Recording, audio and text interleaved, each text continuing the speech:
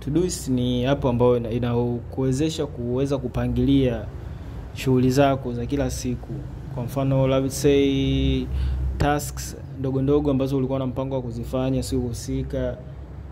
Tukiingia kwenye app kwanza, hii ndio interface yake. So ukiingia interface yake ndio hivi, itaonyesha labda projects zako zitakuwepo hapo pembeni pamoja na vitu ambavyo ulikuwa unavipanga labda kufanya leo au upcoming kama unavyoona hapo pembeni.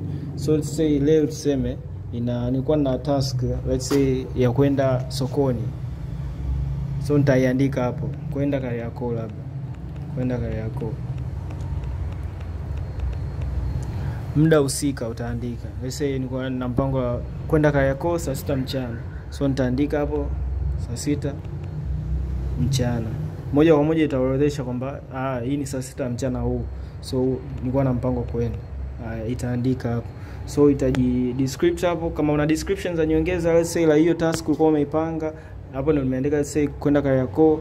Nitasema labda nataka nikanunue nguo. So nitaandika kwenye description hapo, nunua nguo.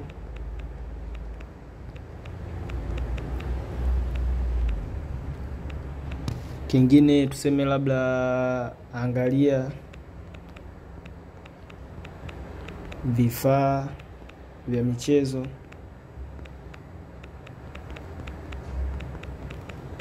So hii nitaorodhesha kwa jinsi gani nilikuwa na mpango wa kwenda Kariakoo, lakini vitu ambavyo nilikuwa nataka nikavifanye huko ndio nitavidescribe hapo. Vitu vya nyongeza kuna hizi alama za hapa chini. So kuna priority kwanza. Priority hapa itaonyesha kuweka ni msisitizo gani ambao unaona hiyo pia na hiyo task yako.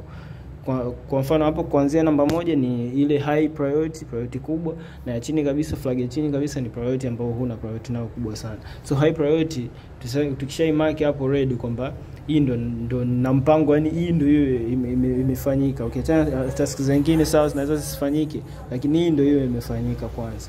So nitaweka priority hapo afu nita-include. Hii moja kwa moja itaingia kwenye inbox yangu.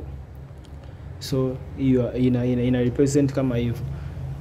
So kwenye mchakato wangu wote labda wa kila siku nilikuwa na mpango wa kufanya issue zangu. Hii hapa ndo nishazi integrate hapa, nishazisema task zangu kama nilikuwa na mpango wa kufanya hivi na hivi, zinakuja moja kwa moja kwenye inbox yangu. So nikishaifanya hii task husika na kuja hapa na tick tu na bonyeza hapo, alafu inakuwa tayari.